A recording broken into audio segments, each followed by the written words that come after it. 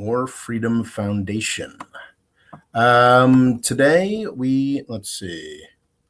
Are we having some technical difficulties here? I'm sure we are. Okay, good. The live chat has started. So I'll just start over and say hello and welcome to live programming at the More Freedom Foundation.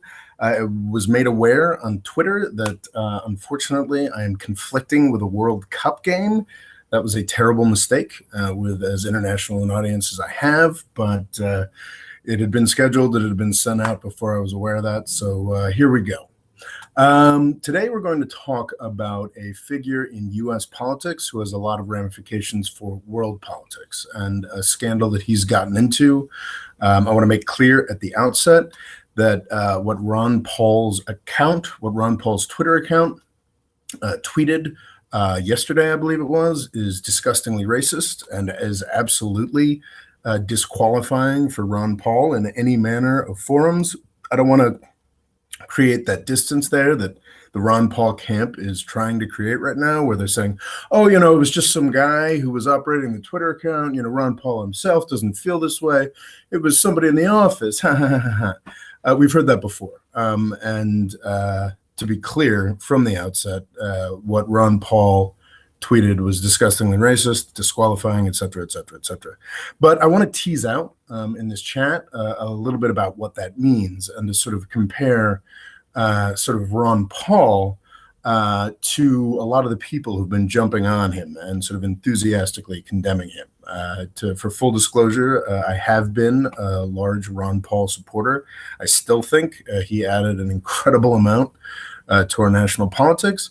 But my support for him was derailed in 2012 by some very similar revelations. So I'll get into all of that. First off, today, why I'm going live today.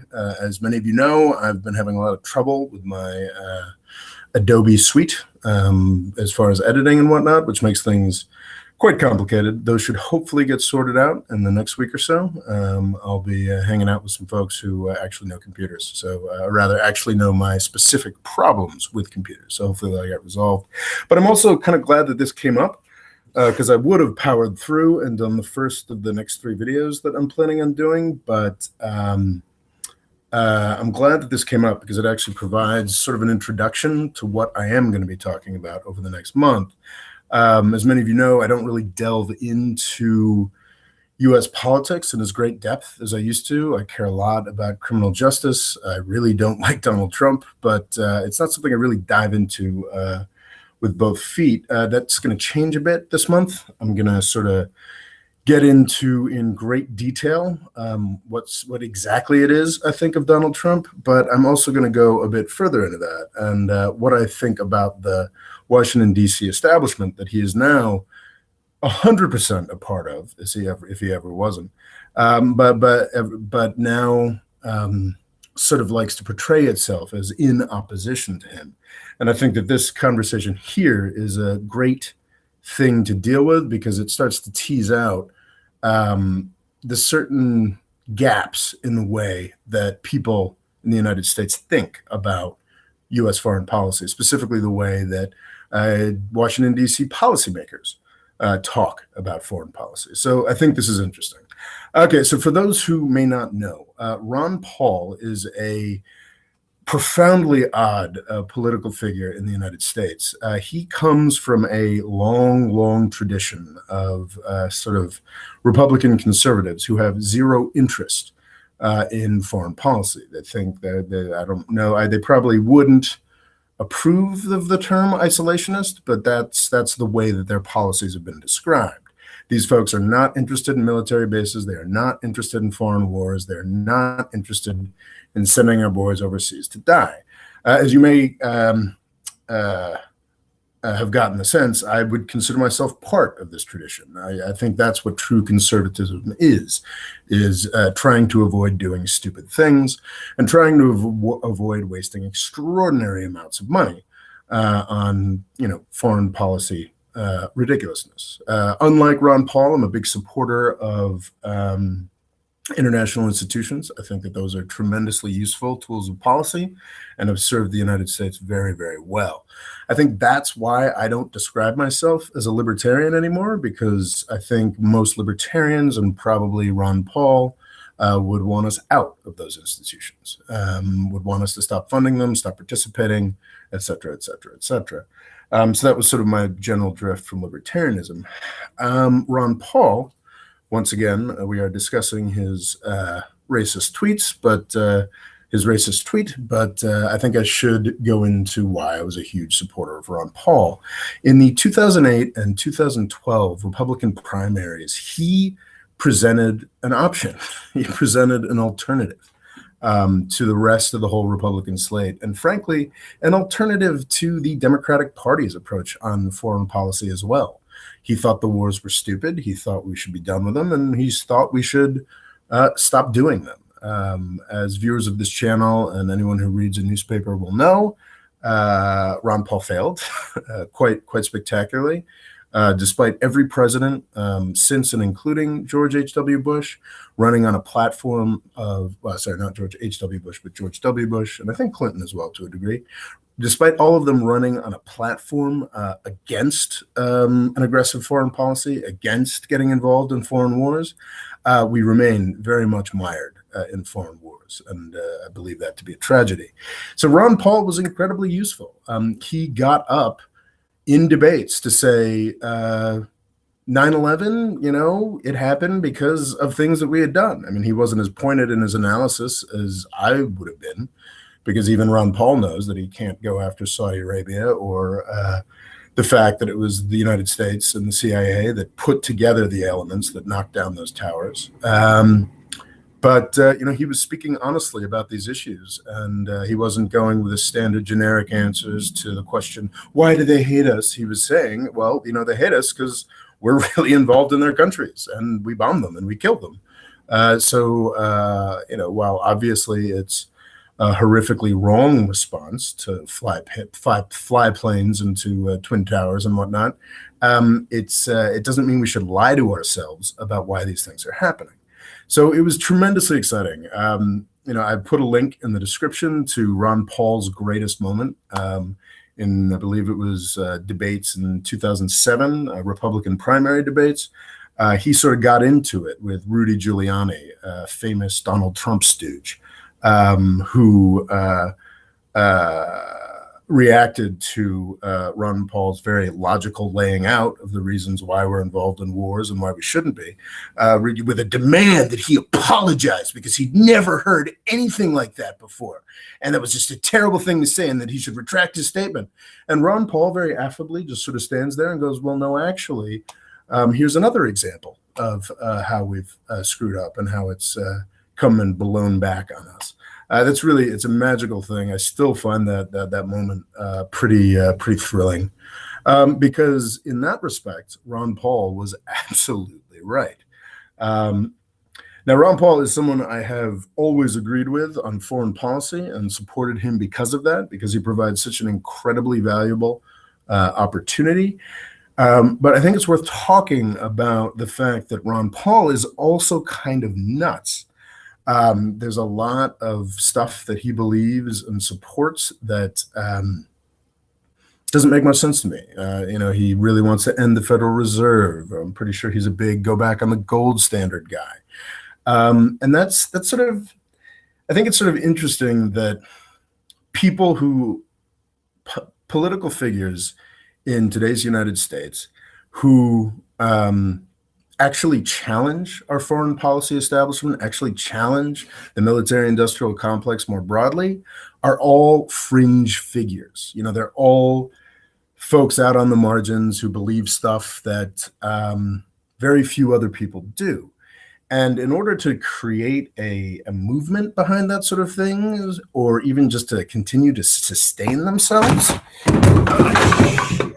well, that was disastrous. Just knocked over my glass of water. But in order to sustain themselves, these people have to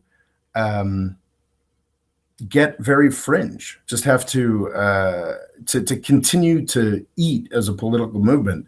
They tend to embrace a whole range other crazy things. And Ron Paul was present on the margins in the sort of the dark netherworlds of U.S. politics for decades before he came to the national stage in 2008, 2012. Um, it's actually it's weirdly comparable to another movement that I actually don't know enough about, but should know more about. This guy named Lyndon LaRouche, who I think ran for president like every election between like 1964 and 2012, and he's got this very in-depth movement that still exists. I'm not sure if Lyndon LaRouche is now dead or if he's just no longer running, but he's got a movement with conferences and this, that, and the other thing, this everywhere.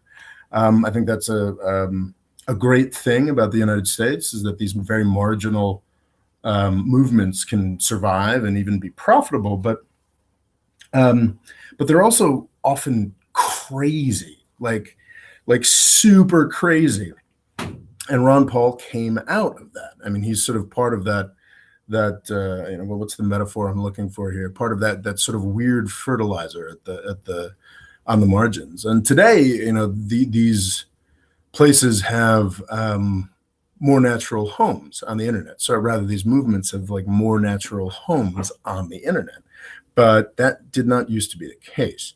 And what sort of ended Ron Paul, the appeal of Ron Paul for me, was something that came to light in the 2012 elections. I probably should have been aware of it earlier, but really got hit very hard by his opponents, and I think quite rightly, is that Ron Paul had newsletters throughout the 80s and 90s that put forward a lot of just crazy racist garbage. That's part of what he and his people thought would appeal to a larger group, and get people to buy his newsletters. If I recall correctly, it was just a more extreme and offensive version of the standard, Bill Clinton, super predators, black people are coming to get us type stuff. But it went further than that, obviously. It was way beyond the pale. It was pretty gross stuff. I mean, that's the point at which I was like, okay, I mean, in 2012, I didn't really have much of an advocacy position. I didn't have a YouTube channel. I did have a YouTube channel, but it wasn't particularly active. I was doing corporate law. And it was sort of at that point that I kind of backed off Ron Paul and, stopped supporting him as enthusiastically as I had before. And I think that was the right decision. I mean, Ron Paul, his movement sort of grows out of many elements in U.S. politics and history, and one of those elements is just that sort of old-fashioned racism. It's interesting. There's definitely an isolationist or anti-foreign intervention wing in the sort of Republican Party, Democratic Party, U.S. ideology that is anti-interventionist because it's racist. You can actually see a bit of that in that Ron Paul versus Rudy Giuliani clip that I put in the description. He's sort of like, well, what are these crazy Middle Eastern politics? Why would we get involved in there? Which is, true.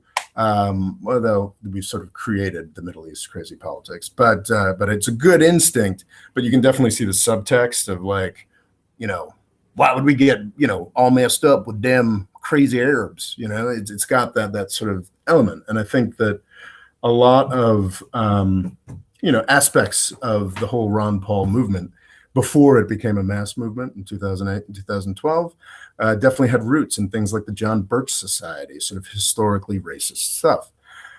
So yeah, I mean, Ron Paul, I think, is a racist. He's an 82-year-old man from Texas. I mean, what do you expect?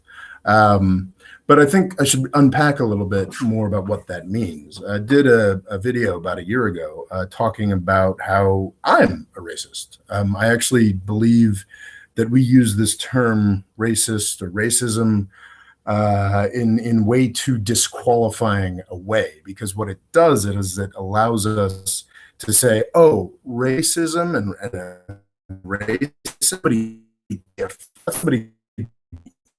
evil, stupid,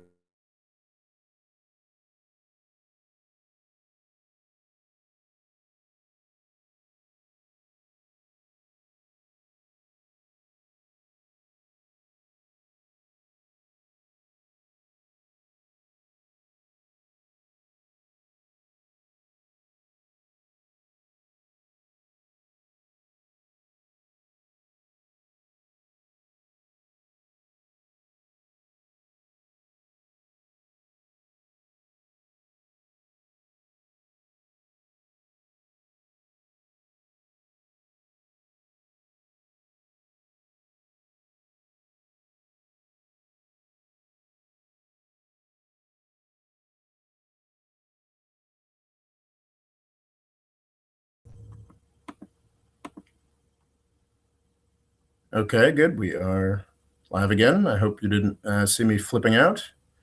Let's see. Are we back? Yes, we're back. Great. I hope you didn't get too much of my string of profanity there, but we appear to be live again. Speaking about racism and the fact that I think all of us have these racist instincts and these just that deep-seated fear of the other. It doesn't have to be a lot of people who complain about my racism talk go into the minutia of like, well, gosh, I've got a black neighbor, and it doesn't, just work like that. It's not just about race or ethnicity or any of these dividing lines we've sort of created along the terms of skin color. It's also about religion. It's also about class. It's also about a wide variety of things. But all of these things feed into each other, and we've all got those instincts. We've all taken those actions, not in terms. I'm not saying everybody's gone to a Klan rally, but everybody's just prejudged people based on the way they look, act, who they are, where they're from. As someone who travels internationally, I do that all the frickin' time, I think a lot of other people do too. Actually, I think everybody does. And I think what makes us civilized is continuing to strive against that. So this sort of on Twitter and other news sources, this what's the 1984 concept? This sort of 2-minute hate, this sort of organized 2-minute hate against Ron Paul. I think it's justified because he has failed to be civilized. He has failed to live up to the standards that I think today are worthwhile. But this idea that he's somehow different and worse than us for holding these beliefs and putting them forward is something that I think is a trap for all of us. So to talk specifically about what was done before I get into the meat of what I was going to talk about here is yesterday or the day before, a tweet went out from Ron Paul's Twitter account that included some standard blathering about cultural Marxism, a concept that I haven't bothered to look into in the past 3 or 4 months. I should have refreshed on that, actually, but generally strikes me as very silly and provided an extraordinarily racist cartoon attached to that block of text that should actually give you a pretty good indication of what most of those people complaining about cultural Marxism are actually complaining about. It sort of had like a fist attached to a big blurb that said cultural Marxism, and behind the fist were some really extravagantly racist caricatures of African, Asian, Latino, and Jewish people. Just a disgusting piece that was sent out by Ron Paul's Twitter account. Ron Paul's career is over. He's 82 years old. He goes on InfoWars and stuff. He's very much a figure whose relevance is past, and that's so it's not like anybody's going to be voting for Ron Paul for president or anything like that. So, but it is disturbing because Ron Paul was a hero of mine, and it's really unfortunate to see him going down this path. The excuse that he's putting out is that this was done by a staffer who, didn't act with the knowledge or support of Ron Paul or blah blah blah, which is horseshit. If you run an organization, if you are in a position where you can pay people to run your Twitter account, gosh, that'd be nice. But if you're in a position where you can pay people to run your Twitter account, you are responsible for what those people do. And it's the exact same excuse that was used for the racist aspects of Ron Paul's newsletter way back when. So I think I've made it clear that I believe that Ron Paul is worth condemning. And I sort of saw this news item yesterday and was like, oh, that's kind of sad. I hope this passes quickly. I just don't have to think about Ron Paul anymore.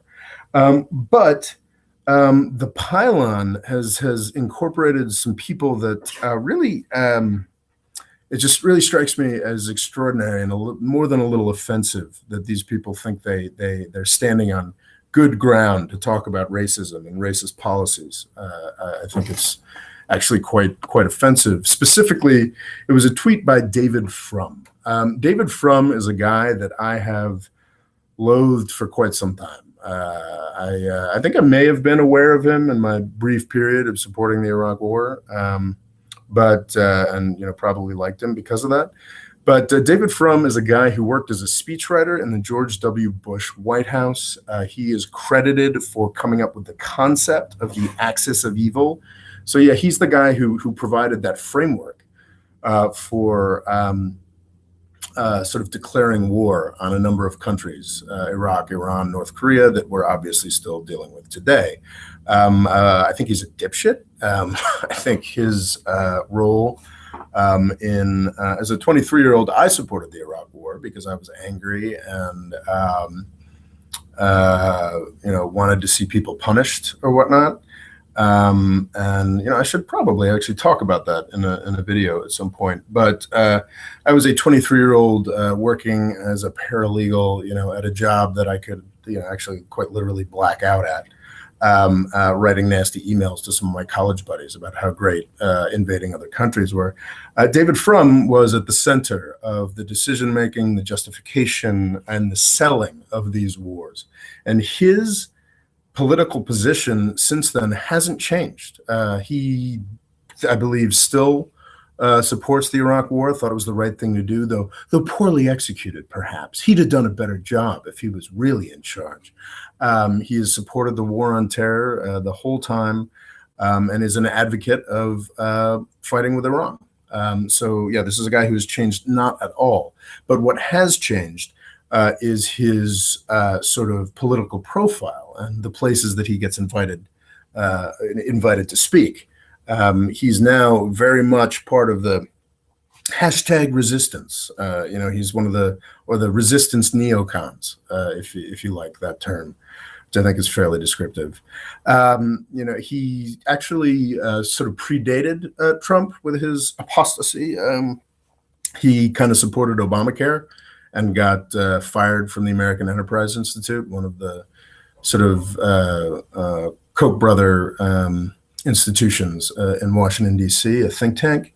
So he was already traveling on this "I'm the conservative that's more acceptable"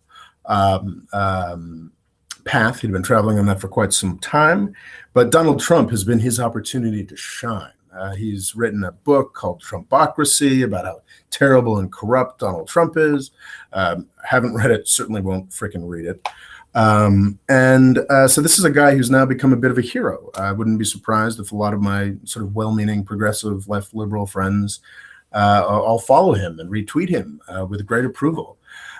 This is a guy that I do feel a bit bad about obsessing over because, yeah, he was a speechwriter. He wasn't like a lot of the people that I'm going to get into in upcoming videos who were actually doing these policies and are now lionized by CNN and MSNBC because they're anti-Trump. There's a whole range of just, intelligence community freak shows who've spent the war on terror profiting majorly, we're now supposed to treat as heroes. I'm going to be talking about that at great length in quite a barn burner of a video. It should be coming up in the next couple of weeks when I finally discuss the Mueller investigation.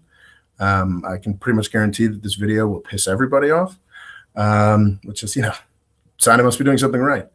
So it is a bit unfair to just jump down Frum's throat, but there's thinkers like this guy. It's Frum, and Robert Kagan is another great example, who have just learned not a goddamn thing from their failure in supporting the Iraq War. I supported the Iraq War as a dumb kid, drunk and doing paralegal work. But I think I've changed course. These guys have not changed course at all. David Frum is also a guy who thinks that World War I was a great idea, or rather the U.S. participation in World War I was a great idea. This is something I've been looking into a lot recently with the book that I'm trying to write on the British Empire. You can, to get a bit of preview on that, I'd suggest checking out this blog post I did. It's in the description, talking about David Frum's batshit theories about World War I. Basically, this guy, despite the fact that, yeah, he likes socialized medicine. He's a Canadian after all, and he thinks Trump is a bad man. He loves war, loves it. And I think nobody's really reflecting. And I think that the main reason I wanted to go live today was to just sort of compare and contrast that view, like that Frum and all these other clowns can sort of set themselves up as the good guys, because they're not tweeting anything racist, and they're not, and they've got the right, the approved view of our disgusting president. So they sort of become heroes, and they can post snarky tweets about Ron Paul's racist propaganda from a position of complete immunity. And I think it's worth asking the question. It's like, okay, whose actions have killed more people of color, Ron Paul's or David Frum's? Ron Paul's actions have killed millions. I think that's fair. I think that's fair. You say 500,000 in Iraq, 500,000 in Syria, which wouldn't happen without Iraq. There are many other estimates, but you can say quite confidently that David Frum, in his public life, in his very well remunerated public life, his very well paid public life, has forwarded the cause of killing hundreds of thousands of people of color. Ron Paul's views are disgusting, really troubling and problematic, and he shouldn't be president, will never be president. I think now will no longer be invited on any respectable news network, and I think that's appropriate.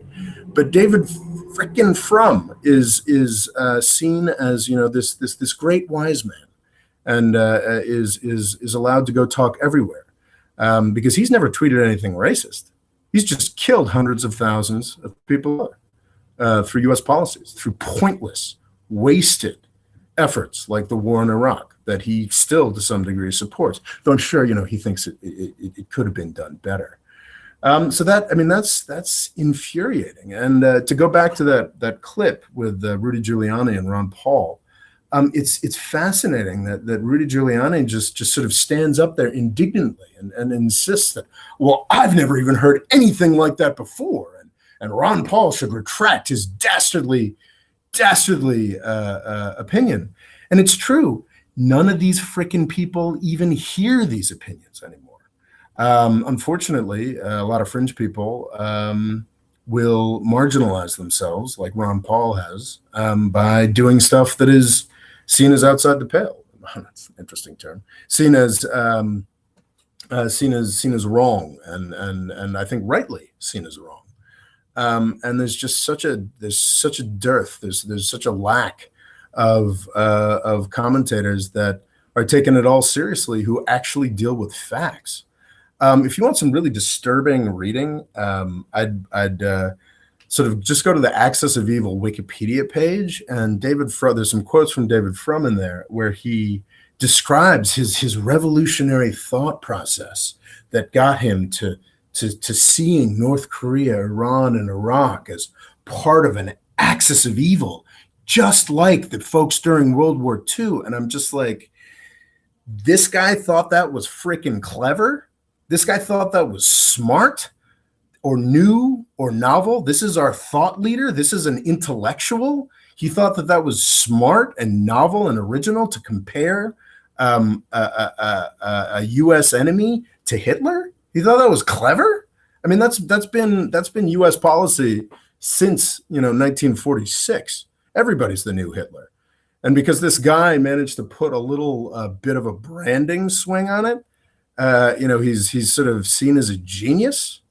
Axis of evil. I mean, that whole concept is a testament to the intellectual bankruptcy of U.S. foreign policy elites, who once again, are very happy to make very blanket statements about how racist and nasty people like Ron Paul are, while they forward policies that kill hundreds of thousands of people of color. So yeah, not very impressed with David Frum. And it's sort of an answer to the question here. Yes, I think racist Ron Paul is a racist, and that's sad, and that's problematic. But he hasn't killed anybody. The U.S. foreign policy has killed over the past half century millions. And it's very sad that people who critique this U.S. foreign policy so often come from really problematic networks or movements or that sort of thing. I think actually the internet kind of provides an opportunity because I am advancing a anti-U.S. foreign policy viewpoint. And unlike Ron Paul, who had to work networks and actually put out like physical newsletters, he had to like stamp and mail that and needed people to do that and needed a movement behind it. Anti-war thought and agitation and politics doesn't need to be marginal anymore. It's easier than it has ever been. I don't know that I do a particularly good job of this, but I mean, any of the people who've been watching and commenting here could, with very little effort, significantly agitate on behalf of anti-war. Advocate for peace. I mean, everybody has that capability now, with your own freaking Facebook page, with your own Twitter account. I mean, I'd love it if you chose to, support me on PayPal, Patreon, follow me on Instagram at The Golden Age, at Twitter at Rebel Law, but also just do it yourself. I mean, some of you guys who are eagerly commenting here, like, I bet you could do more than I could. We don't need anymore to be part of some racist fringe loony bin like Ron Paul was to speak truth about U.S. foreign policy and about its disasters. I think that's becoming the case more and more, and I think that's a cause for great optimism. Syria, what the United States did to Syria is horrific. It's disgusting. It's very sad. But during the 80s, the United States was doing what it did to Syria to at least 5 countries, if not 10 to 20. In the 60s and 70s. The United States was itself, not through weird shell companies or whatnot, destroying the country of Vietnam and quite literally slaughtering people in their millions. So I think the United States has gotten more and more constrained over time, and this rightful, I think justified pillorying of Ron Paul is sort of an old strategy that works against older anti-war figures because they had to come up in weird fringe movements. We don't have to. The world is becoming a better place, and we can continue to make it a better place. And I think that's probably most of the spiel I wanted to put forward today. So I guess I'll start diving into questions, and we'll do that for as long as this goes. We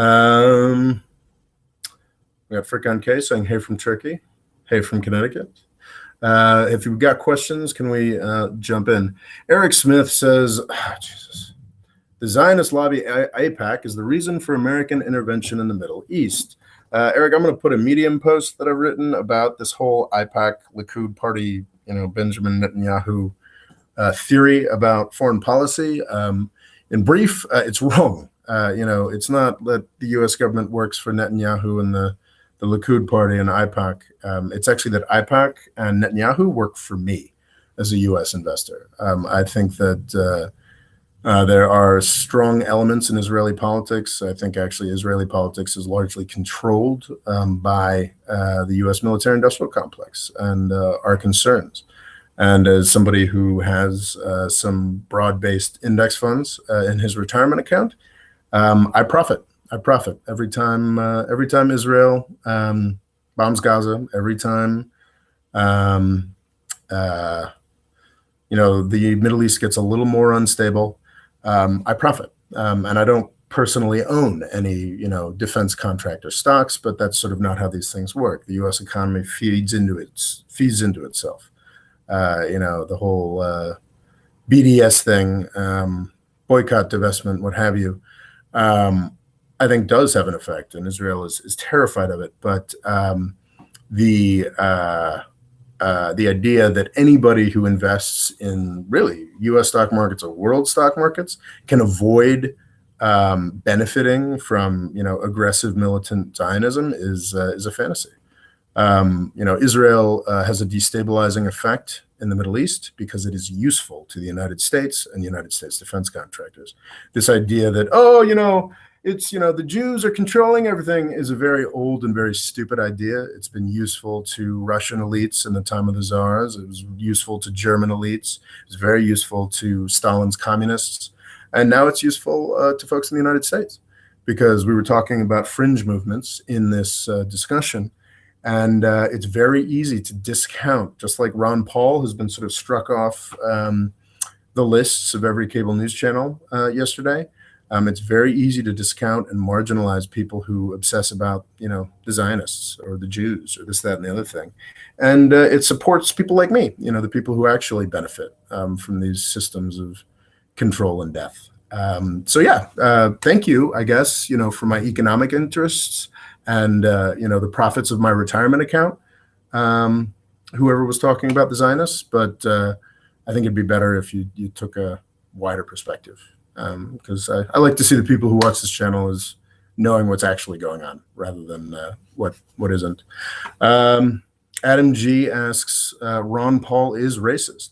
As I discussed, and I keep getting back to, racism is used as this incredible disqualifying thing. I'm not saying I think Ron Paul deserves to be disqualified, but I think we're all racists.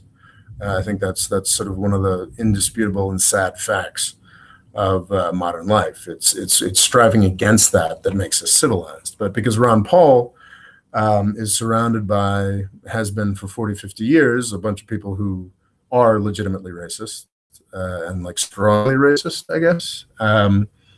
Yes, I mean, he no doubt harbors some very old line racist views that are rightly seen as uncivilized and appalling. And he has put them out there. That doesn't mean we shouldn't appreciate what he has done. Doesn't mean we shouldn't appreciate the way that he's moved the needle towards anti-intervention and, ending the killing of brown people, but, or at least tried. But that doesn't mean we should hide from the fact that, he frequently publishes in the past, and yesterday retweeted something super racist. So yeah, I am not uncomfortable calling Ron Paul a racist, with all the caveats of what racism actually means.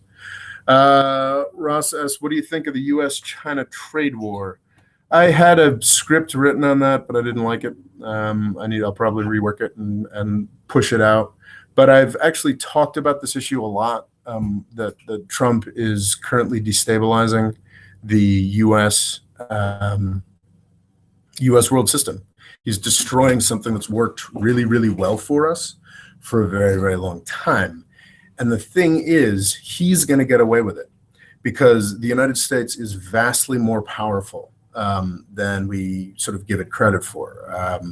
There's very much put forward by the defense industry, by U.S. politicians, by everybody. There's this sense, and in some extent it's useful, that the United States is just first among equals, and we're we're sort of carrying these institutions, and it's unfair, and our allies should pick up more slack, and the world is super dangerous for U.S. power. That's all a ridiculous myth designed to bump up defense budgets. As of 2018, the United States is the most powerful country the world has ever seen. Can move markets with a cough from a lower level bureaucrat. Has a military that's I think it's larger than the next 10 militaries combined. And that's not even the real power. The real power is institutional weight, sort of banking, finance, trade. A great example would be the end of the Iran nuclear deal. Both the French and German leaders said, "No, we're keeping the nuclear deal," and all of the French and German companies said, "Yeah, that's nice, guys, but we can't do business without the U.S. banking system." I mean, that's the real power. And the institutions, this idea that the UN is anti-US because it occasionally says what everybody thinks about Israel, what everybody outside of the United States thinks about Israel, which is ridiculous because, they're policing 15 hotspots, so the United States doesn't have to. The amount of value we get out of the United Nations is extraordinary, and it's it's nominal capital of the world, and it's based in New York fucking City. It's utterly infantile and moronic to pretend that these institutions are working for anybody's benefit more than they're working for the benefit of the United States. Donald Trump, unfortunately, as I'll get into in a later video this month, actually believes all this horse shit that politicians have been shoveling for decades, and really is setting out to destroy a lot of these institutions. And he's going to get away with it because of the immense unilateral power that the United States still has. I mentioned the way that French and German business is complying with the U.S. government's wishes, despite the wishes of the French and German leaders. This kind of thing happens all the goddamn time, has been happening for decades. This channel was sort of launched with the FATCA video, or rather, made it to a next level with a video on the Foreign Account Tax Compliance Act. I think it's called FATCA Explained in 4 Minutes. That's FATCA. If you just put in FATCA, you can see the video. And that describes the way that every bank in the world now has to report to the IRS. This wasn't something that was put in place in 1945. This was something that was put in place in 2011. But it was complicated. It wasn't obvious. It was supposedly for a useful thing, avoiding tax avoidance. So everybody just sort of, complained about it and just did it because it's what the United States wanted them to do. And nobody in those countries, nobody in all the countries of the world understood what was being done. Donald Trump is like a bull in a china shop, making it very clear what he's doing and bragging about the way that he's screwing everybody else for the benefit of the United States. And he's going to get away with it because of all that unacknowledged U.S. power that we have in 2018. But what he's doing is he's destroying that U.S. power in the long term. So by 2028, Europe, China, African countries in South America, the rest of the Asian countries, the plans that they're making now in response to U.S. idiocy, in the response specifically to Donald Trump's idiocy and banking, trade, whatnot, those plans will start to come to fruition by, say, 2028. And we're going to get to sort of that Suez moment I've talked about, that point where the rest of the world just tells the United States to go fuck itself. We're going to get to that point decades quicker than we would have otherwise because of Donald Trump and because, to bring it all the way back, of crap like the U.S.-China trade war. I've been seeing I was just reading this morning about just how screwed China is. Xi Jinping became the sort of leader for life or what have you because of how scared the Communist Party was over the set of problems that faces it. These problems are sort of financial, for a communist country, debt still matters for them.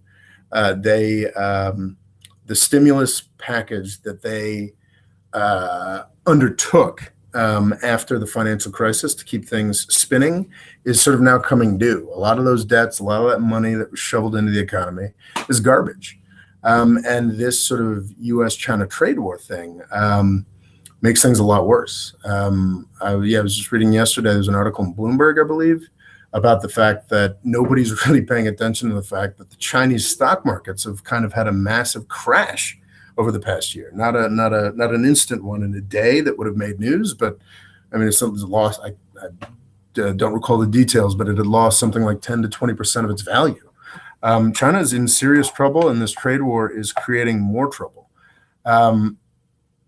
Now, Trump supporters would be gleeful about that. Look, haha, we're getting one over in China. We're getting them to do what we want. Yeah, sure. Now in 2018, but we're going from a position where China would have been delighted, has been delighted to be a part of the U.S. world system, to one where China 10 years from now will be bruised, beaten, quite possibly under a much better, more efficient and powerful system. And really angry at the United States and really eager to work with Europe and the rest of the world to contain the United States.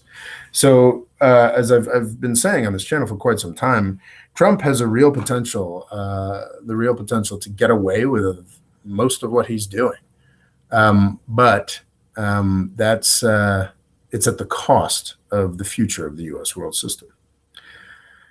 Okay, Ryan Ali asks, why does the intellectual dark web guys, Sam Harris, Dave Rumid, Ben Shapiro, Milo, Barry Weiss, and all these people support Israel and U.S. war policy in spite of having some difference in political discourse? I've only briefly jumped in on any of these thinkers. I listened to a couple Sam Harris podcasts, and he struck me as just a insufferable prick who's very impressed with himself and actually doesn't know much about the world. I believe he's an academic who might very well be quite useful and wise in whatever his expertise is. But when he sort of starts talking about race and Islam, he's basically the equivalent of some racist dipshit in Alabama talking about crap he half remembers from the Quran and how Muslims have always been conquering people. Ben Shapiro, I've just seen too many tweets to accept him as any kind of worthwhile commentator on anything. Milo is obviously a joke. Barry Weiss is, she works for the New York Times. She documented the intellectual dark web. So I guess the question about these people is, why do all these people support Israel and U.S. war policy? Because it's an easy thing to do, and these people don't actually know much. They have a sort of standard group of grievances and ideas that they hit very hard. If I were better at this YouTube thing, I'd do the same thing. I'd find, and actually, I guess that's what I did to an extent over the past year. This YouTube channel sort of reached a new level because I really went in on Saudi Arabia, and I sort of consistently hammered on that for months, and sort of on U.S. foreign policy. These people aren't actually, sure, they're intellectuals to some degree. Many of them are serious academics, but what they're doing now is not intellectual work. It's marketing.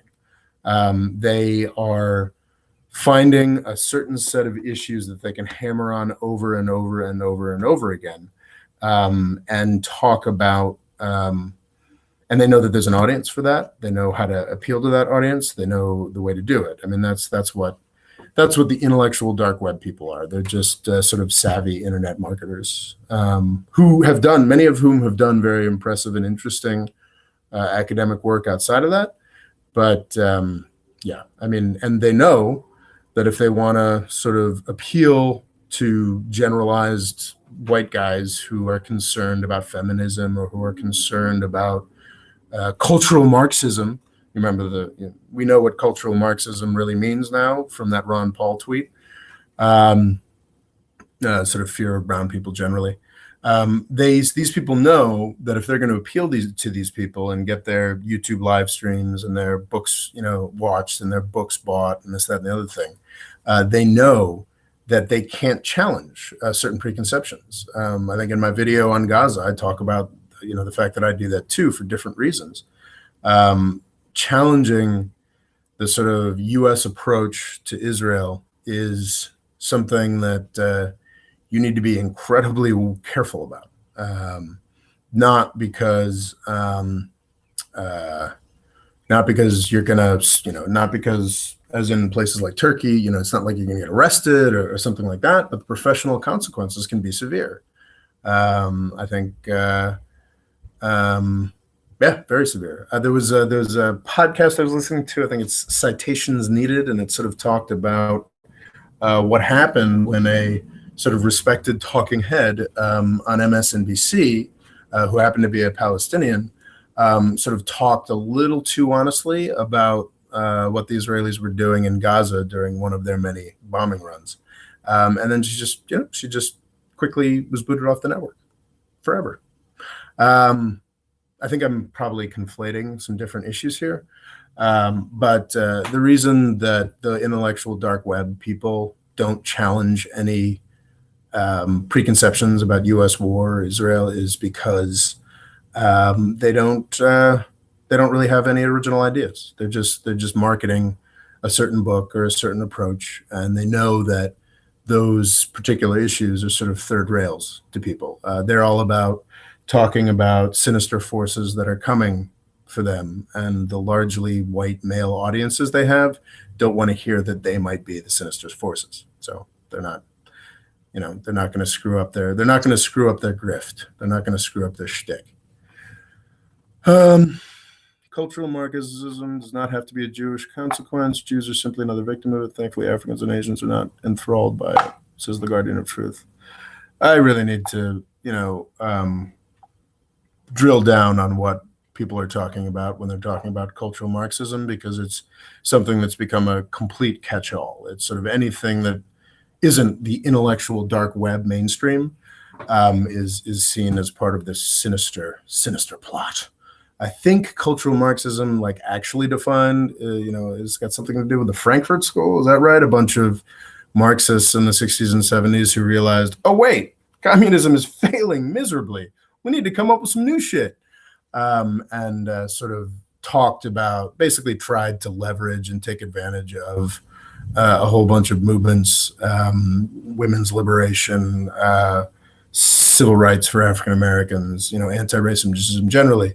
It's sort of a bunch of Marxist theorists in the 70s who tried to figure out a way to co-opt these into supporting Marxism.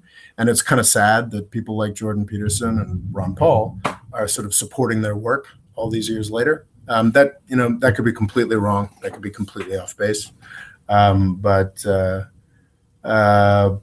I should look into it a little bit more, because it seems like folks I enjoy, like the Guardian of Truth, seem to think there's actually something to it, whereas I do not. So I would need to actually document that, figure that out.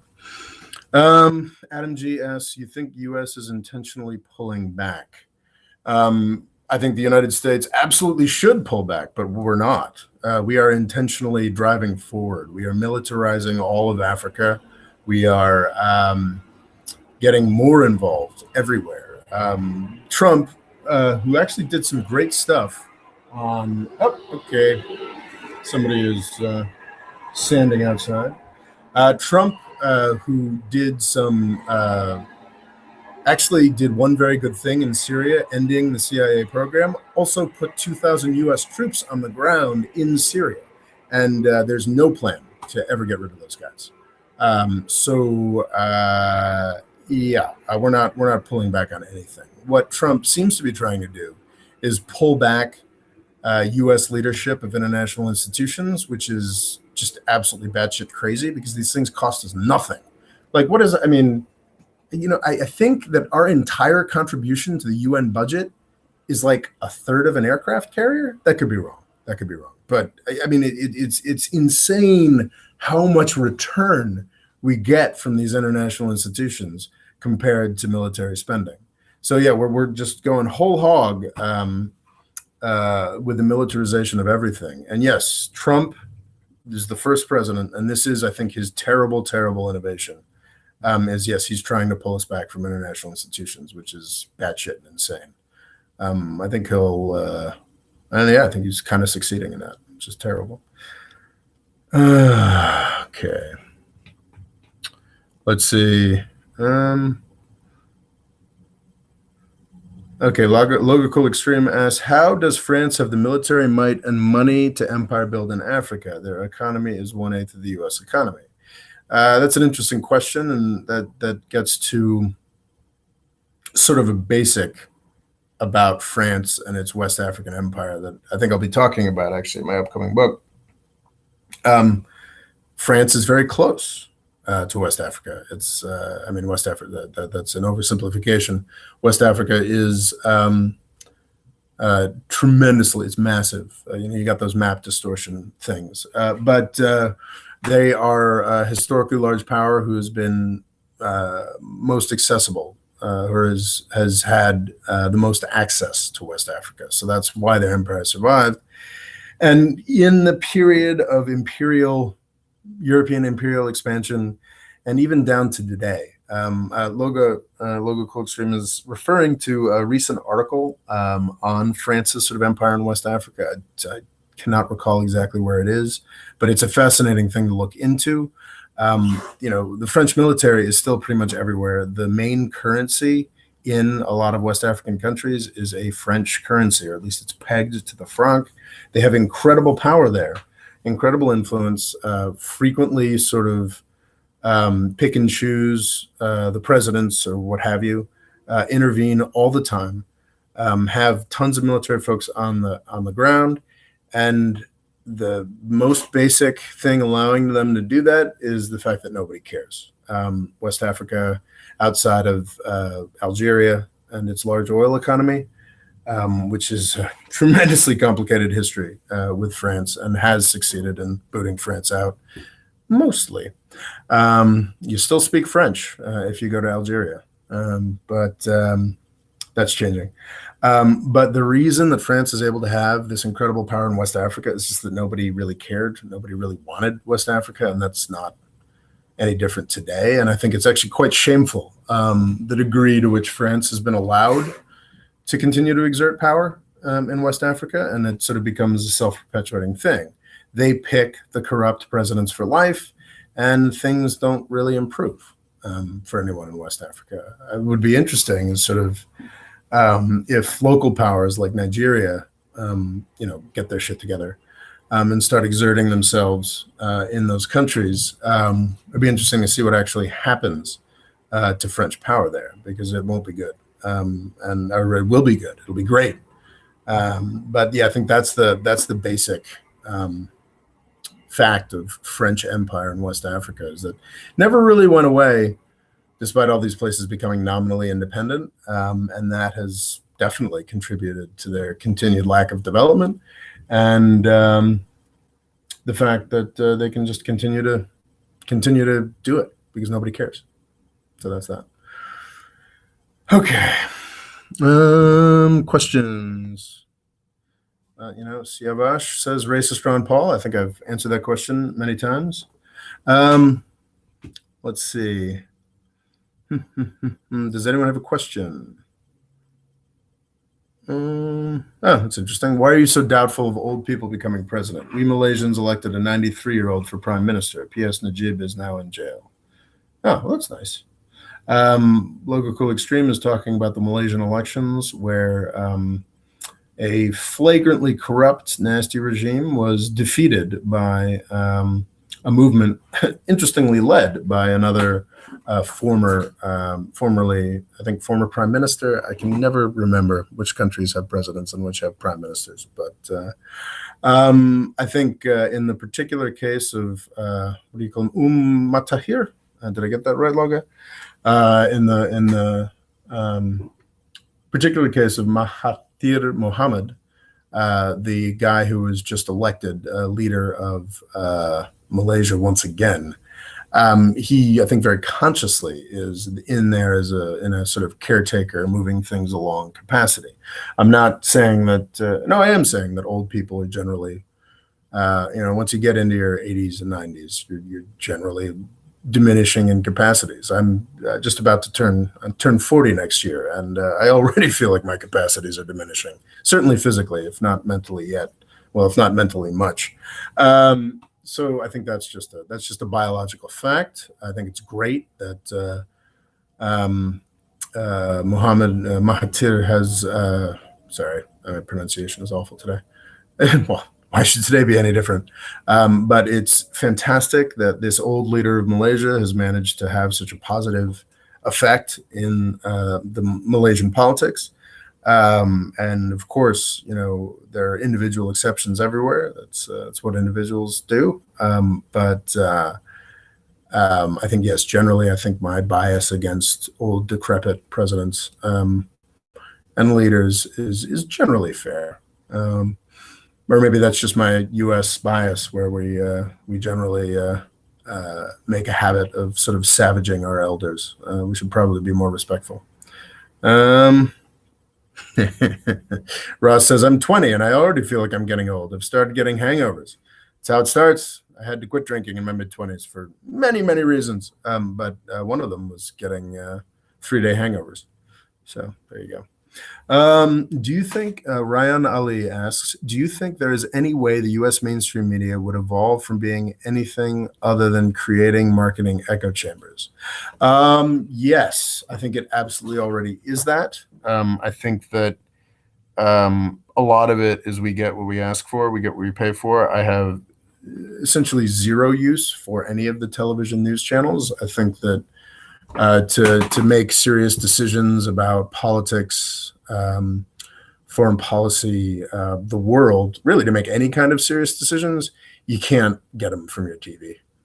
It's all marketing, and it's all about sort of trying to beam a very short, brief message or a series of short, brief messages into your mind, and it's not about truth or progress or anything like that. TV channels, TV news has always sort of been, no, it can be good for crisis situations. It can be good for getting like basic information, but the idea that you're going to get worthwhile discussions from sort of screaming talking heads on cable news channels strikes me as deeply silly. Mainstream media, I was hanging out with a bunch of friends from university this weekend, and I was talking about the Washington Post and the New York Times a lot, and they are definitely part of the sort of establishment mainstream media bias. It's not liberal, it's not conservative. I would include Fox News and all of its all of its stuff in this as well. It's government bias. It's bias towards U.S. foreign policy and U.S. arms manufacture and sales. It's very, very strong. And in their day-to-day news, and certainly in their misbegotten opinion pages, the Washington Post and the New York Times put forward certain narratives about the virtue of the U.S. government, the virtue of the crap we're doing in Syria, the virtue of death and destruction because it's from the U.S. and we're good guys. This is the environment in which figures like David Frum thrive. But the New York Times and the Washington Post also put out invaluable reporting that would be that without that, my channel would be impossible. A great example is my Syria stuff. I had a lot of sort of vague impressions of how screwed up U.S. policy in Syria was because I would hear about how the United States wasn't doing anything, yet half my social circle of very well-paid British and American consultants was working to overthrow Assad for like 5 years. I knew that, and that was like a suspicion and a sort of an anger, but like, it's not like I could run a series of YouTube videos condemning U.S. policy in Syria based on the fact that, my social circle was a bunch of folks trying to destroy Assad. Plus, I wanted to continue to be able to talk to that social circle. But what allowed me to do those Syria videos that were so critical of U.S. policy, what Obama had done, that it sort of like provided the building blocks that allowed me to build all that up, were a series of New York Times articles talking about Timber Sycamore, the CIA program, the most expensive CIA program in history that went into funding rebels and also creating the space for ISIS. So it was actually reporting done by the New York Times that allowed me to really formulate a critique of the U.S. war in Syria, which is fascinating because day to day, it's like the New York Times doesn't read its own reporting. Day to day, they're doing the same shit that everybody else is. Oh, it's Assad. Everything bad is Assad. Everything bad. Pay no attention to the fact that it was actually our CIA program that opened the space for this ISIS thing. It was all, Assad did this, Assad did that. Blah, blah. They're part of that same freaking echo chamber that tries to do away with nuance and whatnot. But at the same time, they'll be running stories that allow us to see beyond that veil. Journalism is tremendously important, and that's sort of the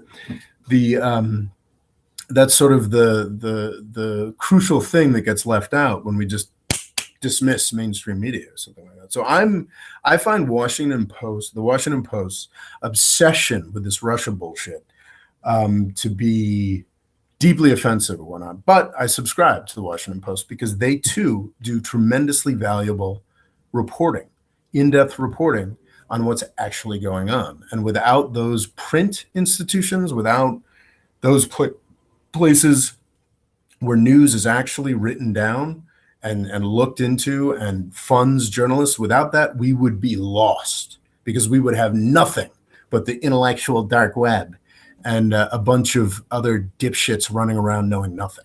So it's a real contrast. You know, we're adults. The world is complicated. That mainstream media institutions are absolutely selling us a bill of goods and lying to us about the goodness of U.S. foreign policy, because that's where their checks are cashed. But at the same time, places like New York Times, the Washington Post, The Economist, actually, I'm just running through my head people who had actually had competent journalists in Istanbul who were over the age of 20. The Financial Times, Bloomberg, which is definitely a very finance capitalism oriented place. You know, these are places that have agendas that they're pushing, but they also have real journalists working. You know, the Washington Post, I think one of the reasons I give them $15 every month is, you know, there's this extraordinary series called Top Secret America. Came out maybe 5 years ago. And was eventually consolidated into a book that I would suggest everyone read, because it's really illuminating on just what a worthless pile of shit everything related to the war on terror is. It's just a money spinner. It's an incredible money spinner. And I wouldn't have that perspective. I wouldn't have that crucial knowledge of the joke that is Top Secret America. You know, it's basically there's maybe like 2 million people in Washington, D.C., or in and around Washington, D.C., or across the country who have top secret clearance. And trust me, I know a hell of a lot more than 99.9% of them. You know, anyway, is that arrogant? No, that's fact. Anyway, I would really suggest looking into that Top Secret America stuff. I would really suggest looking into the New York Times Timber Sycamore coverage, because the work that those journalists do undermines the rest of the crap, and it's worth putting up with the rest of the crap just to keep those journalists working. So that's sort of my long-term thing on the mainstream media. And no, it's not ever going to change. You know, it's not going to just be like all of a sudden, the New York Times, CNN, and Fox News aren't going to get together and decide that you know, the world is actually as it is. You know, they're going to continue working for the benefit of their advertisers and power, and, you know, power generally rot, which is why it's important for us to continue to try to read everything and think critically and keep at it, because there is incredible hope. As I said earlier, I think that U.S. foreign policy in the places where people aren't paying attention is growing in sort of nasty ways. But it's a lot harder for the United States to invade countries now, like full on invade and conquer them. And I think that's great. And especially if you compare, you know, what the U.S. empire can get away with to what the British Empire could get away with 100 years from now. We are moving in a positive direction. I'd like to, I think all of us here participating in this conversation are trying to make it better. The handyman asks, don't really think Ron Paul, oh, that wasn't a question. He just doesn't think Ron Paul is a racist. I think the category of racist is weird, but there's not a doubt in my mind that if you go look at that Ron Paul tweet, that image, that's freaking racist as fuck. And it went out under Ron Paul's, and I don't like calling things racist, but if there's anything that's racist, what Ron Paul's Twitter account tweeted yesterday was racist. And yeah, so anyway, enough on that. Ryan Ali asks, have you read or seen any of Jordan Peterson's work? Yes, I have. And actually, because I knew it would be popular, I put together sort of a Jordan Peterson takedown video. But having looked at it in a little more detail, I was just dealing with one facet of his work, so it wasn't particularly fair. I think, yeah, I've watched a couple Jordan Peterson videos. I think he's actually kind of useful in a way, because he is to an extent that's greater than most people who claim to be. He is about personal responsibility, and he is about sort of these alt-right dipshits actually, getting off their computers and building a life rather than blaming everybody else for their problems. I think he falls a little too, he definitely, not a little. I think he's, he goes in for this sort of cultural Marxism and postmodernism and these really sort of content-free critiques. He just sort of puts these brand names on a whole bunch of things he doesn't like and bitches about them. So I don't know. I mean, Jordan Peterson is certainly less loathsome than a Ben Shapiro or who's the moron who goes on Bill Maher all the time. Sam Harris. I think he's a little more interesting than those other characters, but I also think he's got some real issues with the way he views the world as well. He also strikes me as just perpetually on the edge of a breakdown. Like, just watching that guy speak, he's got this tremendous messiah complex. He's got this. He really believes that he is speaking truth to power, and he looks so tightly wound. I think that it's inevitable that we'll see a big Jordan Peterson flame out sometime soon. But who knows? Ross asks, Mo, would you rather have a U.S.-led world, current sort of, or a Chinese-led world? We will never have a Chinese-led world. I think I've talked about this in the past. There's a video, Why China Will Never Rule the World. It's 3 or 4 years old at this point. But if you sort my videos by most viewed, it's in the top 60. And I think that it's never going to be a Chinese-led world. I think that the Chinese will absolutely be more dominant than they currently are within, their surrounding seas. But I think that and this is what the first chapter of my second chapter of Avoiding the British Empire, the book that I'm writing, is about and covers. There's been a tremendous shift in the world as we've gone through these successive world systems. We've got the British world system really formed from 1815 to 1914, and the US system from, depending on how you measure it, so 1945 or maybe the mid-60s, definitely before 1989 until today and for a few decades to come. And then whatever comes next it's not going to be a Chinese world system, because if you compare the US system and what it's been able to get away with to the British world system and what it could get away with. I mean, the British really could just go and bomb any port they wanted, take any territory they wanted, because of technological, not just technological, but also sort of ideological mismatches between what was capable, what the British and to a much lesser extent the rest of the Europeans were capable of due to industrialization, and what everybody else was capable of. Now we are like 200 years later, 200 years after that amazing first mover advantage that the British had. And these technologies and these ideologies, specifically, I suppose literacy is a technology. The technology of literacy and the idea of sort of nationalism is so widespread in the world that China, while it will, I think it is likely that China will supplant the US and sort of finance and stuff like that decades and decades from now. It's never going to be able to have that tremendous cultural, ideological weight that the United States had, and it's certainly never going to have, unless we just destroy everything with another world war. I don't think China will ever have the ability, just as the United States has not had the ability, to just go in conquering everything the way the British have. So I think Chinese power, though its future is likely as the most powerful country in the world, what that means, I think, is as likely to see as big a step down from what the U.S. was as the U.S. is as big a step down from what the British were. And I will be talking about that in my book, Avoiding the British Empire, which I have been promising for so long. You guys, no doubt, I'm beginning to find it as annoying as I do.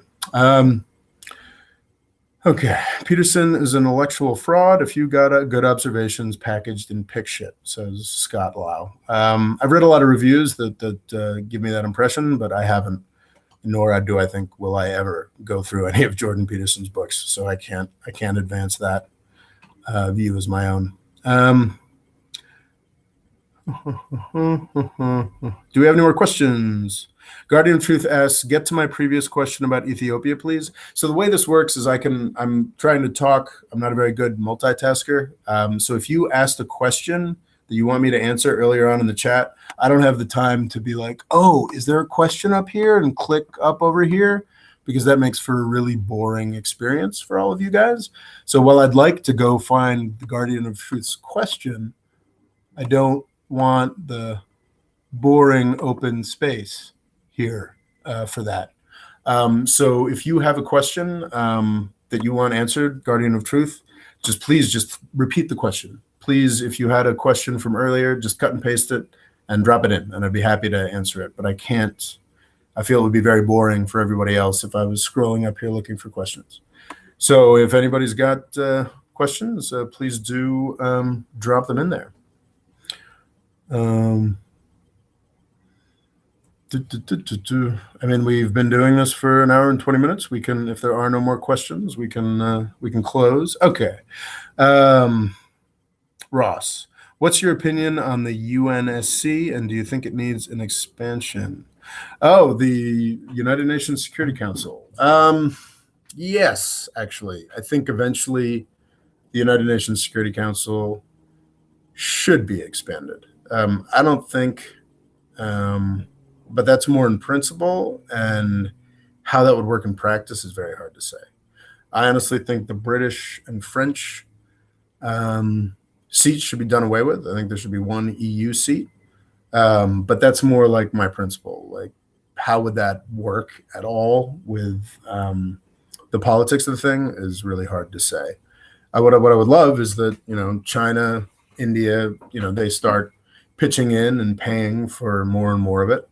And eventually, they get that seat. But yeah, how that works is really, because at this point, I mean, if you, it's not like anybody in the EU would want to go from 2 votes to 1, which I think they should. If you tot up everything that the United States, Europe, all the United States and European countries are putting in the EU, I'd imagine that's probably something like 60, 70% of the funding. And before we can actually make that real, I think, very worthwhile jump in, change the UN Security Council, just the realities of geopolitics, power, and money have to change first. It's not like Europe is going to volunteer to give up power. They've never done that. It needs to be taken, not violently, but as things change in terms of those networks of power, money, and whatnot. So yes, I absolutely believe that the UN Security Council should be changed and evolved. I just don't expect it during my working life. Fatil Guetta asked thoughts on the Mexican election. Man, that's I have not read enough.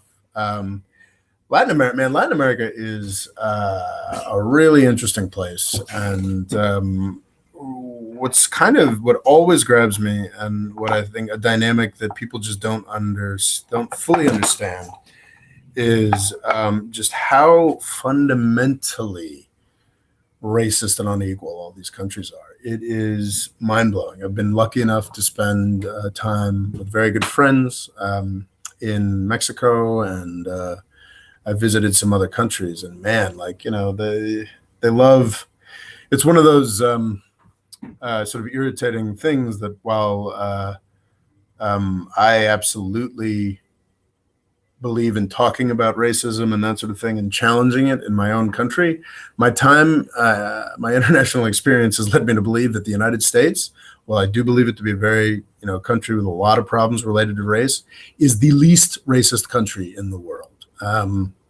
Based on my experience of Turkey, for sure, and also my much more limited experiences in Latin America. A lot of these countries are still organized in such a way that it's as if the plantation owners of the South still ran the U.S. economy. Well, to some extent, there may be some truth to that, but not much.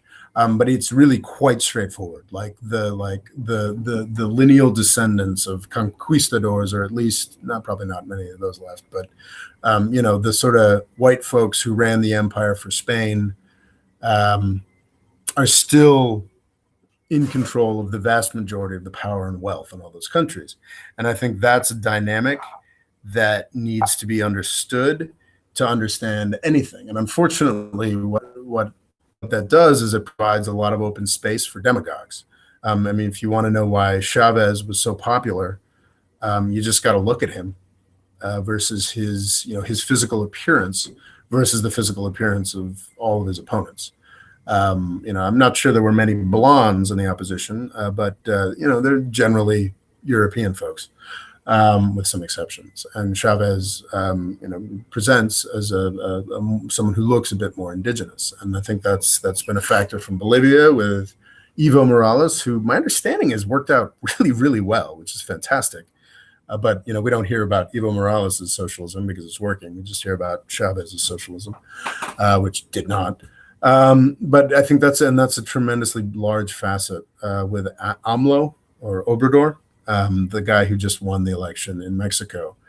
He's apparently a very committed left-winger, but he's also seems to be a bit inconsistent. So it's really hard to tell what he'll do now that he's in power.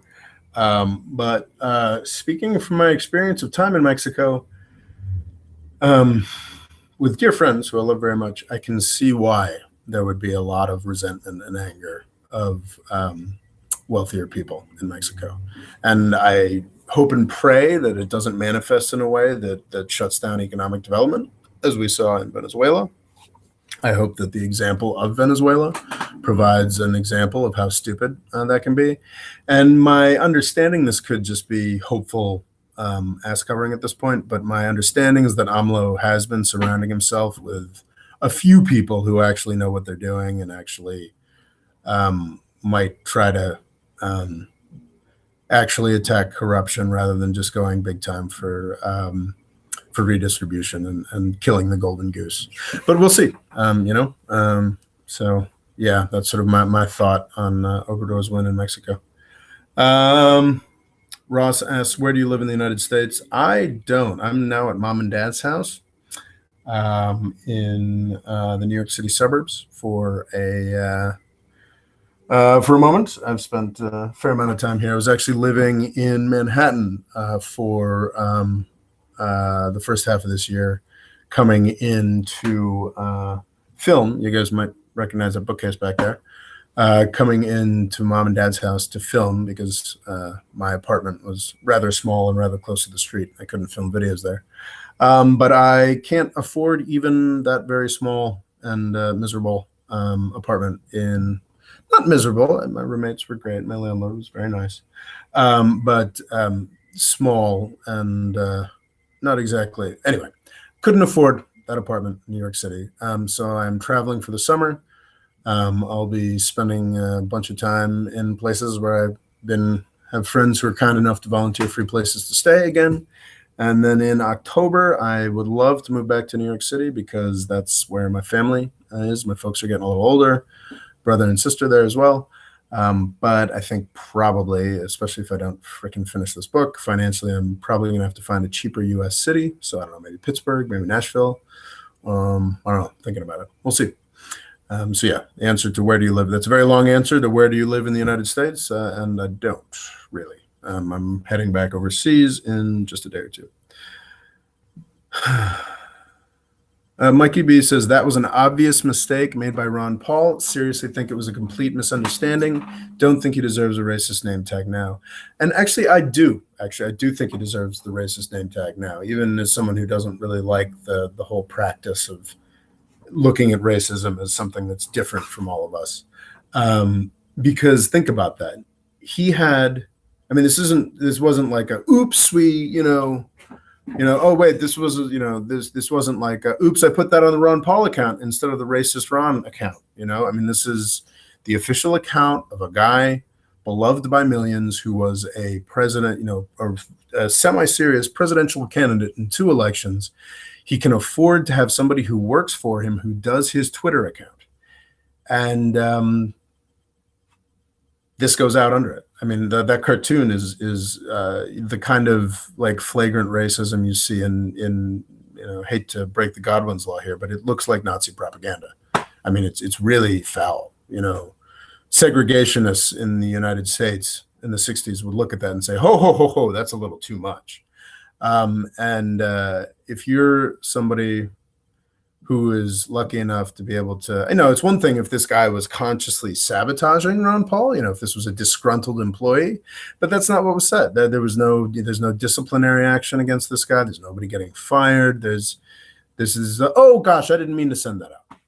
Seems to be the response. And honestly, at this point in his career, it's not gonna, hurt him much. He's in his 80s, and I remain a supporter of his son, Rand Paul, because gosh, if you held people responsible for the views of their fathers, I'd be in trouble. Let's see.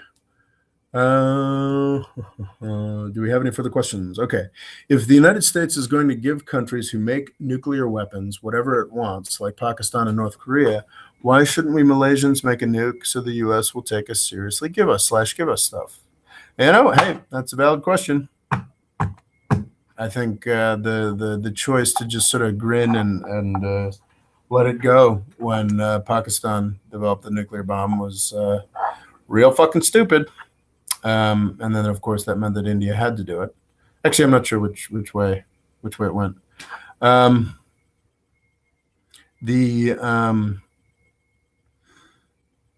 So why shouldn't I don't have a good argument to that. I think everybody should be against nuclear proliferation.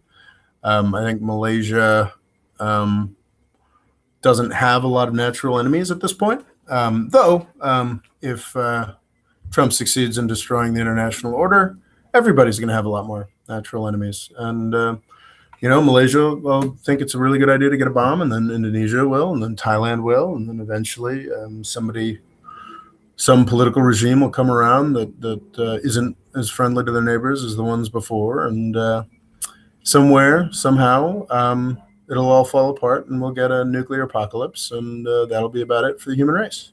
Or, there's this great sci-fi novel called, oh gosh, I've got it in the restroom. I think it's a Canticle for Leibowitz. It's a fantastic sci-fi book from the 1950s, and it describes how just over the course of about 2,000 years, the human race recovers from a nuclear apocalypse. So yeah, so there's that. Maybe we'd survive. But I think that nuclear weapons are a terrible, terrible thing. The risk of their use becomes larger with every new person who adopts it, and it would be great if everybody tried to not have them. But I understand completely that given U.S. policy over the past couple decades, I can totally see why Malaysia might want one, and that's really freaking sad.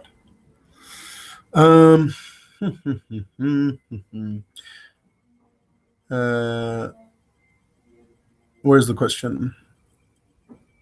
Do we have any more questions? Do we have any more questions? Yeah, nuclear non-proliferation is something that I should probably do more about, because it's, I don't know, probably the most important issue that anybody dealing with foreign policy can deal with. I did one video on this that's very amateurish and semi-unconscious called Why the U.S. Made a Dirty Bomb Much More Likely. And I think that just sort of gets to the point where nobody's really looking at foreign policy from the right perspective. I'm trying to do that here, but even I'm screwing up. Like, if, as it properly should be, U.S. foreign policy and world policy was oriented towards lower chances for the eradication of the human race, then the most important relationship after the Cold War was the relationship between the United States and Russia. Because as Russia was going through its economic collapse, foreseen with actually great competence and vision from Washington, D.C., Specifically, I believe Jim Baker, Secretary of State under George H.W. Bush and George H.W. Bush himself, they saw that what a tremendous, horrifying threat a nuclear arsenal controlled by a plummeting and disintegrating power was. And with even more impressiveness, the Russians recognized this as well. So the Russians and the United States over 20 years worked together. I mean, through, straight out paying people for stuff, for the U.S. funding and helping with the decommission of facilities and weapons. I think a ton of money went from the United States to Russia through that, and that's freaking great. Because when a dirty bomb goes off, not if, when that first piece of nuclear terrorism happens, it will be because of some decommissioned remnant of the Russian nuclear arsenal. There's no question. I think there was something like 70,000 nuclear weapons in the 80s. Now we're down to 20,000 each. I suppose it's possible that it could come from the U.S. stock of decommissioned materials as well, but it's more likely that it come from Russia, just because there's less money to play with over there. I mean, they're cutting their defense budgets right now.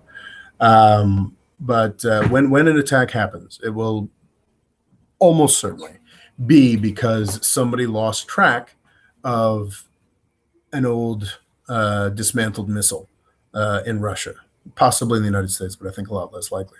So the most important relationship for nuclear non-proliferation in the world was the U.S.-Russia relationship. And for 25 years, the United States expanded NATO, damaging that relationship. And then they sponsored a coup in Ukraine in 2014, destroying that relationship.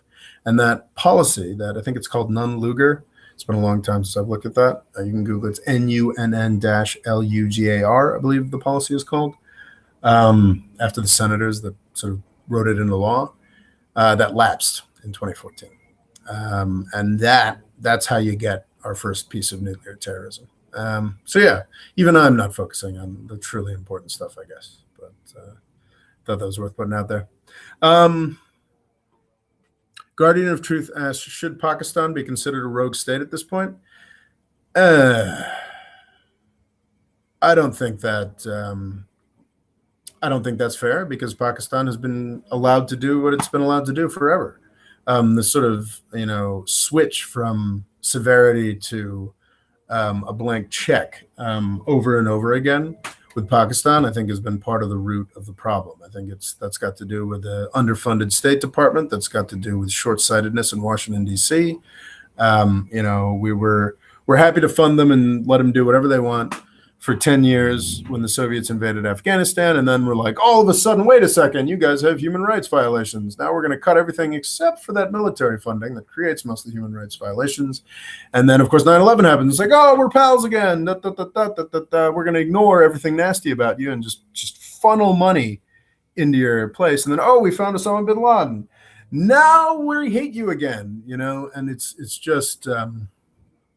I think to define Pakistan as a rogue state would be unfair. I think that they've done terrible things, but they've also been pretty abused by the United States. I need to do more reading, but I think it's underemphasized how warping and distorting and terrible U.S. and other foreign funding for the militaries of Pakistan and Egypt actually have been. It's just a commonplace. We all know that the Pakistani military and the Egyptian military are absurdly, obscenely powerful in their countries, and that a lot of the problems of those countries can be traced back to the amount of power that those institutions have. But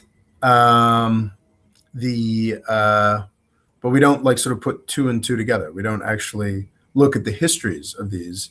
I mean, the $2 billion, I think we give Egypt $2 billion every year as a result of the Camp David, no, that's not right. The Camp David Accords, because Egypt agreed to sign a peace deal with Israel in the late 70s, we committed to giving them billions of dollars of aid a year, and that almost all of it just goes directly to their military. So if the military is the problem in Egypt, and we've been funding it forever, then I guess kind of the United States is the problem in Egypt now, isn't it? And it's a very similar story in Pakistan, because Pakistan was right on the southern, more or less on the southern border of the Soviet Union. There's Afghanistan in between, but it's close enough by to be useful. And because Pakistan was tremendously fearful of India, there have been multiple wars, and sadly, it's quite possible that there'll be another. Not this year, but it always remains a possibility until those countries make some kind of lasting peace. So Pakistan was delighted to take U.S. military support. We were delighted to give it because it was useful against the Soviets. And, the entire post-independence history of Pakistan has been tremendously warped by the fact that the only regular source of money was for the military from the United States. So, all right. Do you think the U.S. has strengthened the Middle East in the long term by creating nationalistic views? Asked Fatel Guetta. I think the United States has done the exact opposite. In fact, I think one of the main reasons, so the Saudis became very important for anti-Soviet stuff in the 70s and 80s. But prior to that, it was also part of the Cold War stuff.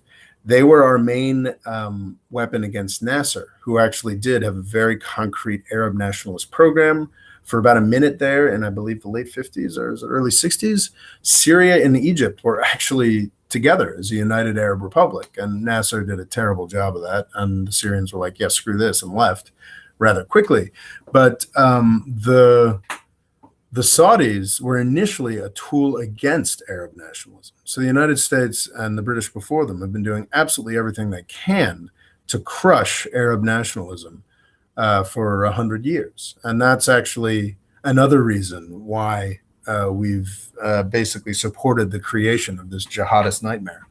Because, throughout the Cold War, really up until 2001, the U.S. perspective was, well, gosh, better a crazy conservative Muslim than an Arab nationalist. So another way that we've sort of created our bed. Somebody had asked what the topic of this is. This video is the first half hour of this video or so is me discussing Ron Paul's racist tweet and the sort of questioning who's got a higher body count, Ron Paul's racism or U.S. government foreign policy. And then, as with all these live chats, I then just sort of riff on questions in the comments for the time after that. So sorry, Hans Gunter, if that's confusing. Bartos Zarnata asks, any comment on the rise of far right in Eastern Europe, Central Europe? I'm against it. Don't like these figures. I've talked about them a bit. I think that absolutely the EU and Brussels bears some responsibility for the right of that for the rise of that far right. I think they took an incredibly good idea. I'm very pro EU and pro its preservation, but I think Brussels sort of took a great idea and screwed it up massively. So I think that's got something to do with it. But also the rise of the far right is a result of U.S. foreign policy in Syria, I think, even more than Brussels' idiocy. So it's problematic. Logical Extreme points out that the far right's rise is waning, and that's definitely, that's exactly what I thought after the, I think I did a video after was it the fall of 2014. There were European Parliament elections where the far right did very well. I was like, oh yeah, it's going away, not a problem. And then the U.S. created refugee crisis started hitting in Europe. So in recent elections, they've done very well. I did a video recently called Europe is Running Out of Time, which discusses all this. Yes, Macron managed to win the French elections last year, but Marine Le Pen, the sort of far-right person, added even more to her percentage than the previously frighteningly good performance for the Front National, I think, in 2014. So, no, I think it is. I do not think we should be complacent. I think that the EU has been one of the greatest forces for peace that the world has ever known. I think it's tremendously important. I think that's underemphasized. I think the frickin' Remain campaign in Britain really screwed it up by not pointing towards that. But I think they're also really complacent, and they don't realize how much trouble they're in. I think maybe 2 years ago they realized how much trouble they're in, but now economic growth has ticked up just a bit, and a lot of these economies are growing again. So people are just like, oh, well, that solved it. Everything's fine, and that is not something to rely upon. I don't think that's fair at all. How would you describe Israel and Jordan's relationship as F-15E Strike Eagle? I don't know anywhere near enough about Jordan. I think I'm really, I think I can speak more knowledgeably about Lebanon than I can about Jordan, and that's nobody can speak knowledgeably about Lebanon. I just don't. I mean, I know they got a king. I know they've had tremendous difficulties because of the Syrian war. I know their economy's in trouble. I know there was some protests, but yeah, this Israel and Jordan's relationship. I don't know if they're formally at peace, have signed a treaty or anything, but they are, I think, friendlier than not. But yeah, I don't want to speak to Jordan. Interesting. Ryan Ali, your take on Alexandra Ocasio-Cortez beating Joe Crowley. Will the Bernie Bunch be able to make any difference in the Democratic Party platform? I think that's very interesting. So for those who don't know, I actually did a video about it the last time this happened, and it was actually the Republican Party about 4 or 5 years ago. A tremendously powerful Republican politician was beaten by some Tea Party insurgent. Now it's happened to the Democrats I believe it's the New York congressional district covering maybe Brooklyn and the Bronx, some boroughs of New York City itself. There was this guy named Joe Crowley who was very high in the congressional leadership for the Democrats. And he was running, and he'd always won. He'd always done very well. But a very photogenic, very impassioned 28-year-old named Alexandra Ocasio-Cortez just beat him in the primary. This means that one of the most powerful figures in the Democratic Party will not be running in the fall to take his seat back in Congress. He is done.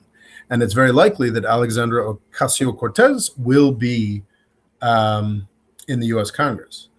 Will the Bernie Bunch be able to make a difference to the Democratic Party platform? That's a very complicated question.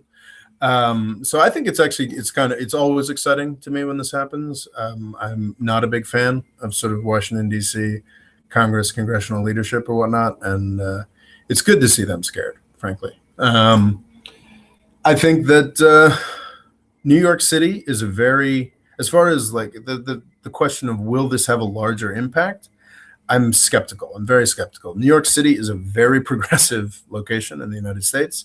This is one congressperson. She's actually going to be much less powerful than Joe Crowley was because of seniority. He was, that's how Congress works. The more time you're there, the more power you have. You get seats on committees that matter, this, that, and the other thing. So New York City has opted to go with a freshman congressperson. And that, I think, like I said, I love it when that happens. She's going to be a lot less powerful unless there is actually a wave of sort of more progressive Democratic candidates, sort of like a House Progressive Caucus or something like that, to like the sort of Tea Party descended House Freedom Caucus that causes so much trouble for the Republican Party.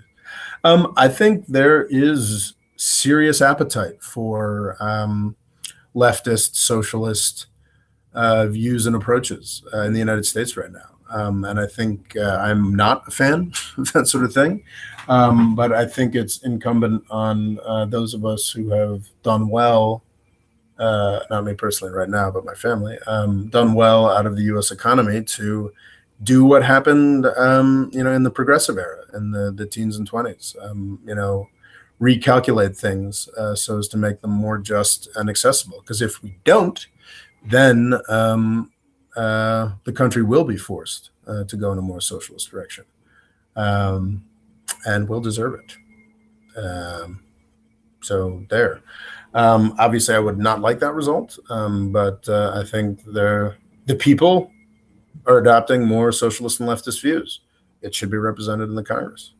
I am a Democrat to that extent. It is kind of, I do think it is kind of a one-off. I was mentioning this earlier. It may or may not, to some degree, be a one-off. New York is a very super progressive leftist area in the United States.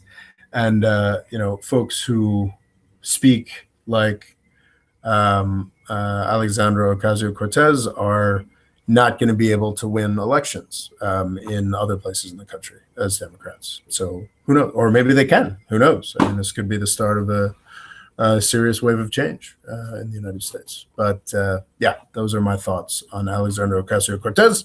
Sorry if that was boring for folks, but it is a really fascinating evolution in the U.S. Congress. Saul Gutierrez asks, where did you the idea Ron is racist? I'd suggest watching the first half of the video. I addressed it over and over and over again. Also, I would just go to Google News and look at the image he retweeted. There was a really nasty picture of a Latino person in that racist cartoon that he retweeted. So yeah. Fatel Guetta asks, thoughts on the Young Turks? I like the Young Turks. I admire the Young Turks. I think they're very impressive what they've managed to build. I would be delighted if I could build something of similar weight and scope. Their emphasis is long and talky, and people like that. I mean, I do these live streams because people like them. It's not. I'm honored that people watch this. I'm delighted that people watch this, but it's not really content that I would choose to consume, I guess. And I think TYT is very towards that sort of live discussion. Okay, here's our sheet of paper with the headlines, and what do we think? Oh, I don't know. Here's what I think. Due to my sort of, I prefer more thought out content. I prefer to produce, what I actually think on a topic, and put it out there. I'm once again honored, pleased, and amazed that so many of you seem to enjoy these live streams, and I also know that they're very good for my placement in the Google YouTube algorithm, but I don't want to be CNN. I think sometimes the Young Turks sort of maybe airs a bit too much. I'm like trying to provide that same format, but they're also a much bigger and much more successful business than I am, and I think they know that there's a real appetite for, I guess, cable news, CNN type content, and to the extent that they are providing that kind of content with a real critique of U.S. foreign policy, I am huge fans of them. They're also big advocates of campaign finance reform, which I have some very unorthodox feelings and thoughts about that I need to read a few more books before I talk about it all. But I think I would definitely disagree with the Young Turks on a lot of stuff, but I love that they're out there. I think they are providing real voices of dissent and critique that you certainly can't find on CNN or Fox News, and that's incredibly valuable. Also, I admire them incredibly as a business, as an institution. So yeah, they're great, even though I disagree with them. Enjoy your wine, you bourgeois centrists. Well, I don't drink wine, but I think it's probably quite accurate to call me a bourgeois centrist. Adam G says, yet upstate is one of the most conservative. I think you're perhaps talking about New York, but though New York is gerrymandered, like everywhere else is, for congressional representation, it's for the House representation, it's by population. So yeah, I would think especially if you include New York City and Long Island, downstate is vastly more represented in the United States Congress than upstate New York is. There's just very few people up there. It's just my video, How Wall Street Killed the State of New York, that talks about how few people there are in upstate New York. Okay. Do we have any more questions? I think we're closing in on 2 hours. If you have any last questions you want to throw in there, I would be delighted to respond to them fairly quickly. Adam G asked, what's the avalanche of proof? I don't know what you're referring to. do we have any questions? If not, I think it's probably time for me to sign off and get writing these scripts for later in the week, or sorry, later in the month probably. Why are you such a Russia skeptic with the avalanche of proof of Trump's treason, including the junior meeting? I will discuss that at great length pretty soon. This idea that the Trump junior meeting proves anything is kind of surprising to me. I don't really see an avalanche of truth. I see a lot of really corrupt, nasty things that happen with every campaign and happen with relation to campaigns and a whole bunch of countries. But we're all focusing on Russia because Russia's the boogeyman. So yeah. But I will cover that very much. I will finally do a video addressing the Mueller investigation later this month. So there you are. Thoughts on Jared Kushner taking millions from Israeli banks? From Fatel Gawada. Banks like giving money to assholes. Pretty much all I got to say there. Seems everybody, including you, thinks it's some well-intentioned mess up. What's weird is I think the Mueller investigation is largely based on bullshit, but I also support the Mueller investigation, as you'll see in a video later this month. God. Come on, Saul. Anyway. All right. Well, we seem to have gotten back to Israel as we always do, unfortunately. But anyway, this has been a great chat. I'm tremendously grateful to all of you for showing up on such short notice. Hopefully, we will figure out the Adobe Suite in the coming weeks, and we will have some value content. I'm actually pretty proud of some of the scripts that are coming up. One's on immigration and one finally deals with Mueller investigation. I hope you'll subscribe if you haven't already. And my name is Robert Morris. I operate the More Freedom Foundation, this YouTube channel you're watching right now. Every Tuesday, we provide at least a video. I usually try to produce shorter, more produced videos, sort of providing everything you need to know about a certain topic on a weekly basis. Those are usually 5 to 10 minutes long rather than these more rambling things. I'd be delighted if you subscribed and showed up for more of that. I tweet at RobboLaw, ROBBOLAW. If you liked my ire about David Frum, you can certainly find more David Frum hating over at that Twitter account. My Instagram is at The Golden Age. You can support me through my Patreon account. I'd be very grateful for that, or through just a simple PayPal donation. You can find both of those links on the About page of this YouTube channel. I have a number of essays available at Amazon.com. Probably the best of which is Everybody's Lying About Islam, which talks about the U.S. relationship with Saudi Arabia and how that actually has shaped a lot of modern attitudes towards Islam for the worse. And there should be a book called Avoiding the British Empire coming out at some point later this year that will discuss how the United States can avoid falling into the same pitfalls that the British Empire did almost 100 years before us. And thank you so much. Thanks so much for showing up. And Logo Cool Extreme asks, will there be a video tomorrow? I don't think so. I think I'm going to be trying to draft the next 3 so they sort of interact well together. I like the way that worked with the Markets Are Dumb series. And the next 2 are like super negative. So I kind of wanted to try and throw a positive tail end on that. So we're going to see how that works. So I'm going to focus on writing those today and tomorrow, flying tomorrow evening, and then I will have a couple weeks to focus on producing those videos. So sorry, I didn't charge Patreons for this one, obviously. But I do not believe there will be a produced video this week. I'm trying to write a book, traveling too much. I really need to get an apartment. where I can just sit and focus. But anyway, thank you so much. I'm tremendously grateful and delighted that you all decided to show up and participate in this. I'm tremendously grateful. You guys are the best. And, we really can make the world a better place. And I think doing this sort of thing kind of does. So anyway, with that, I will sign off. Thank you so much.